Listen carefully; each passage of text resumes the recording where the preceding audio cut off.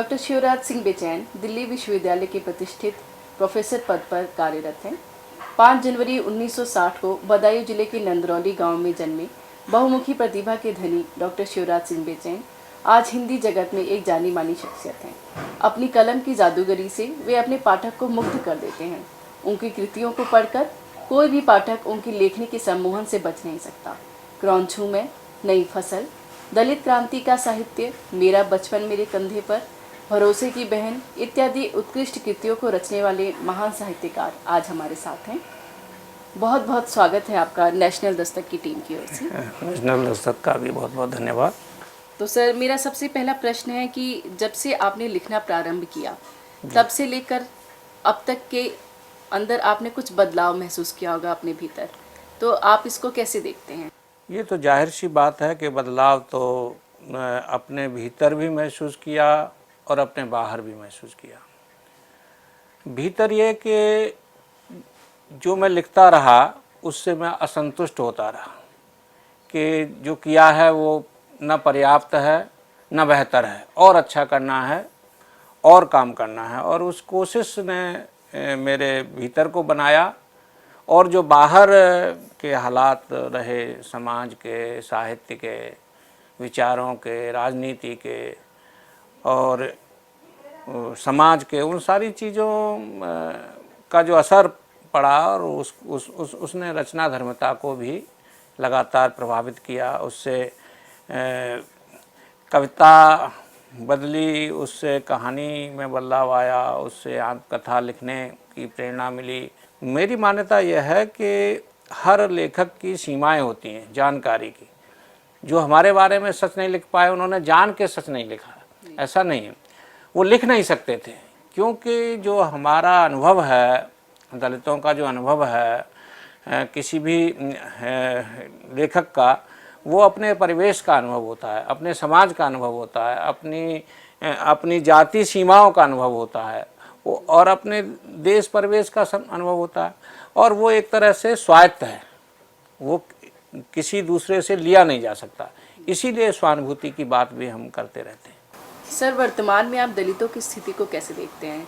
जो आज उनके साथ दुर्दशा हो रही है, उससे आपके मन में पीड़ा और टीस उत्पन्न होता है?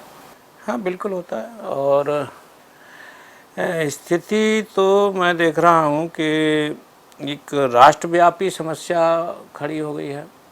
चाहे तो उनके पैसे को लेकर, उनके खान पान को लेकर, और जो स्थिति हमारे मुस्लिम भाइयों की हो रही है वही स्थिति दलितों की हो रही है।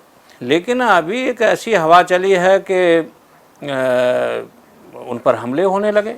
आप गुजरात की हालत देख रहे हैं, और फिर पूरे देश में इस तरह की हवा चल गई कि और ये कोई विदेशी लोग नहीं है हमलावर, ये कोई, और अपने को जो है दलितों का अग्रज और बड़ा भाई कहते हैं ये अपने को, और उनको भी हिंदू बताते हैं, खुद को भी हिंदू बताते हैं, ऐसे लोग हैं।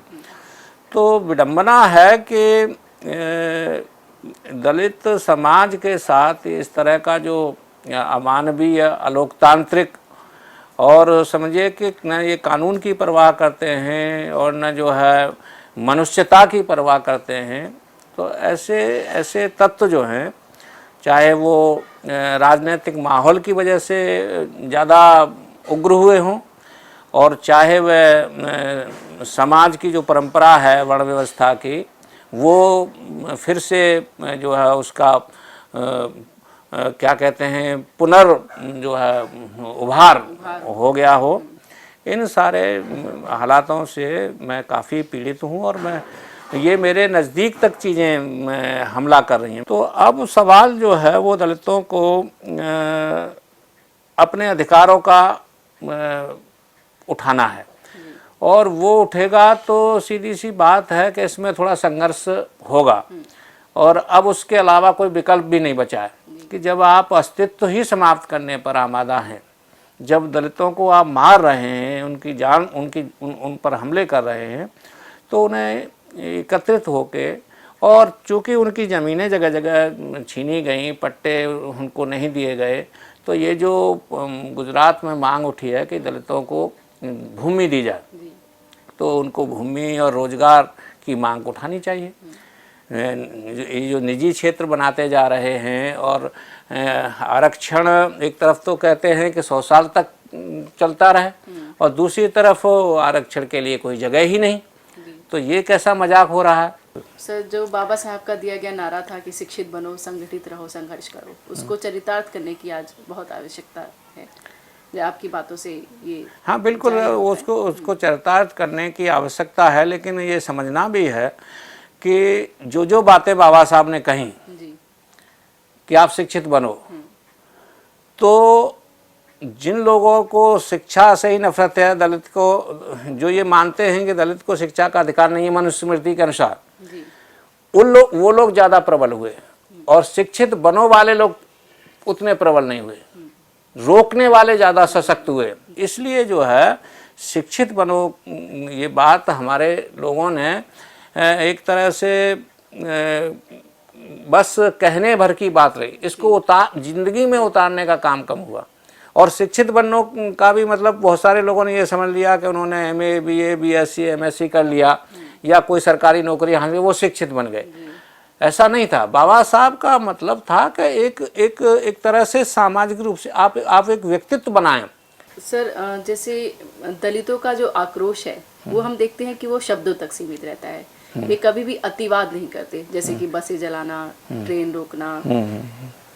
तो इससे आपको लगता है कि दलित साहित्य की जो बहुत ही भूमिका महत्वपूर्ण हो जाती है और थोड़ी अलग भी हो जाती है अन्य लोगों से?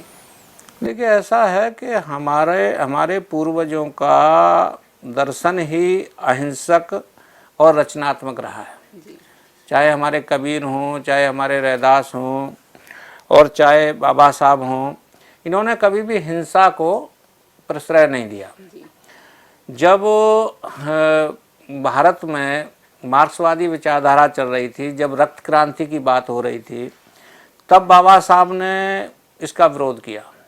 उन्होंने कहा कि हमें मनुष्य के विचारों को बदलना है और वो बलात् नहीं बदलना है, ज़बरदस्ती से नहीं बदलना है, उनको हमें कन्वेंस करके बदलना है।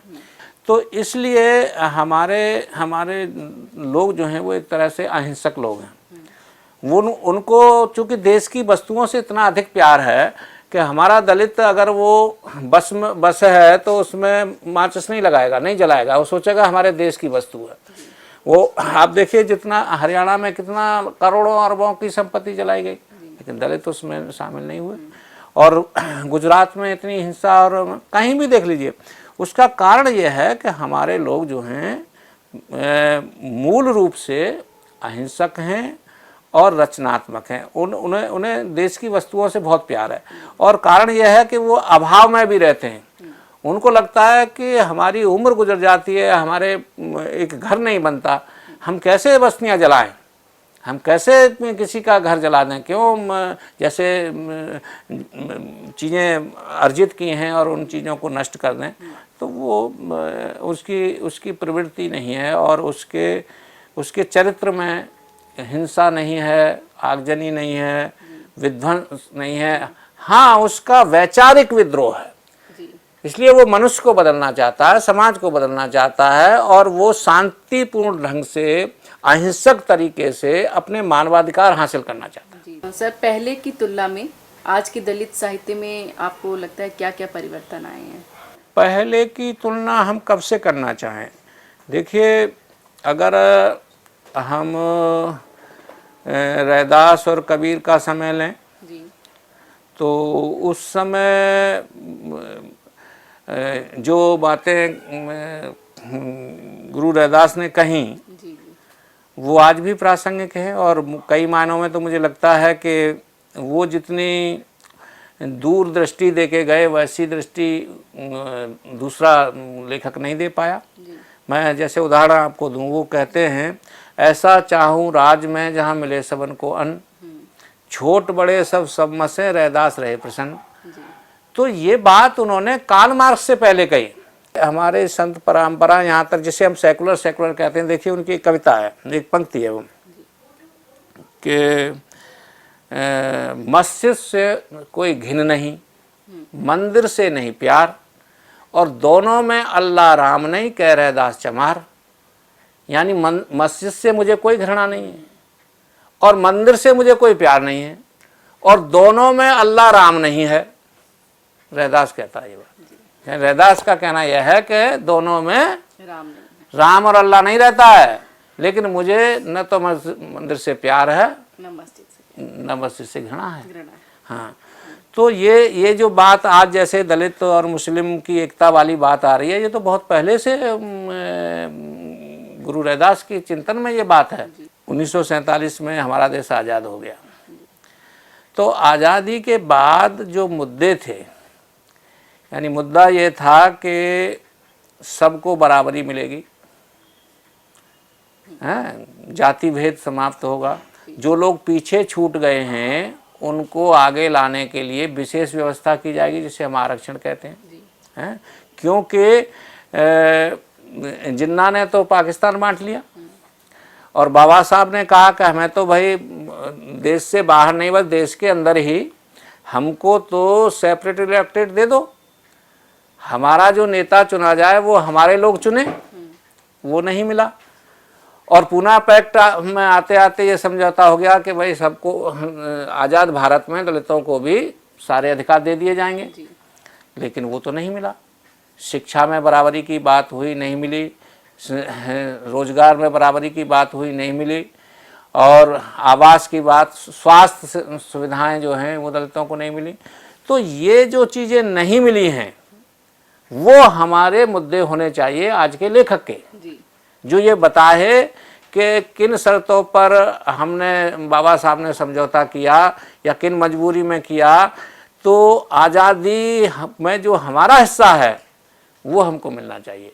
और अगर हम इन मुद्दों पर को लक्ष्य करके साहित्य नहीं लिखते हैं तो हम कितना भी साहित्य लिखते रहें उसका कोई असर परिवर्तन में नहीं होगा, क्योंकि सिर्फ मन बहलाने वाला साहित्य जो है वो दलितों का साहित्य नहीं होना चाहिए। वो इशू बेस्ड होना चाहिए, वो मुद्दे पर आधारित होना चाहिए, वो समस्याओं को चिन्हित करने वाला होना चाहिए, वो सारी दुनिया को हकीकत दिखाने वाला होना चाहिए। सर, आज जो विमर्शों की आबो हवा है, जैसे दलित विमर्श, स्त्री विमर्श, तो इनके बारे में आपकी क्या राय है और ये आपको कहाँ तक सार्थक प्रतीत होते हैं?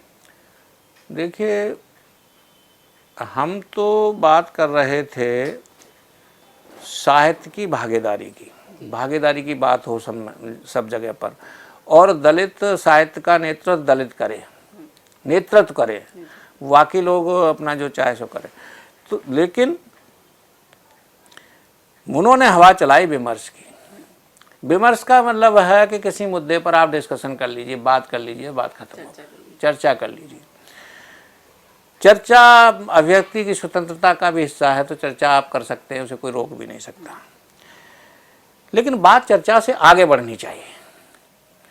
जब वो चर्चा हो गई कि दलित साहित्य पर आप 15 साल चर्चा करने के बाद आप विश्वविद्यालय में जो है 10 किताबें नहीं दलित की पढ़ाई जा सकती, किसी एक नाम मात्र की कोई किताब रख दी, उसके बाद जो है कविता, कहानी, उपन्यास ये सब गायब हैं, पाठ्यक्रम का हिस्सा नहीं है। तो क्या विमर्श हुआ? आप विमर्श करते रहिए और अपने घर जाइए, वो नहीं, हिस्सेदारी चाहिए, उसमें भागीदारी चाहिए। विमर्श का मतलब ये है।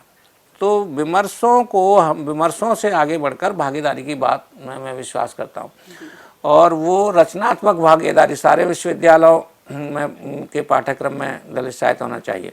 और वो इसलिए नहीं कि दलित साहित्य कोई मेहरबानी की वजह से, बल्कि मैं ये कह रहा हूँ कि बहुत बड़ा जीवन है दलितों का, बहुत बड़ी संख्या है दलितों की, उस जीवन अनुभव की सभी को ज़रूरत है। एक लेखक होना आपके लिए जी आपका स्वभाव है या आपका पेशा है? पेशा तो मेरा कभी नहीं रहा जी। और मैं लेखक बनूंगा ऐसा भी मैंने कुछ सोचा नहीं था जी। मेरी दिलचस्पी, मेरा शौक आप कह सकती हैं, मेरा पैशन कह सकती हैं जी। क्योंकि जब मैं लिखना शुरू किया था मैंने बचपन में तब तो मेरे सामने न कोई पेशा था, न कोई भविष्य भी नहीं था, क्योंकि मैं तो एक बाल मजदूर था। जी। और बाल मजदूर की क्या औकात होती है, वो तो जो है जिंदा रह रहा है, यही बहुत समझिए। मेरे लिए तो सब कुछ सपनों की तरह, काल्पनिक जो कुछ हुआ एक तरह से चमत्कार जैसे होते गए। और वो चमत्कार सब उसमें जो मेरी पढ़ने की आदत है और जो मेरी लिखने की आदत थी, उसी ने किया। क्योंकि मुझे और फिर अगर इस देश में बाबा साहब पैदा नहीं हुए होते, अगर इस देश में कबीर पैदा नहीं हुए होते, रैदास पैदा नहीं हुए होते, तो हम लोग भी पैदा नहीं होते। क्योंकि उस विरासत ने उस तरह का सोचने का हमें तार्किक बनाया, हमें अपनी तरफ देखने की जो है क्षमता पैदा। सर, आप नेशनल दस्तक के पाठकों को अपना क्या संदेश देना चाहते हैं? नेशनल दस्तक के पाठकों को सबसे पहला संदेश तो यही देना चाहता हूँ कि वो ज़मीन से जुड़े हुए लोगों की हकीकत को जितना ज़्यादा गंभीरता से समझेंगे और जितना जिम्मेदारी से समझेंगे, तो उतना ही जो है वो बदलाव की प्रक्रिया में योगदान कर पाएंगे। और मैं समझता हूँ कि वो करेंगे, और ज़रूरत है हमारे देश में सुधार की, बदलाव की। तो नेशनल दस्तक के लिए आपने अपना कीमती समय निकाला और हमसे चर्चा की, इसके लिए मैं आपका बहुत बहुत आभारी हूँ।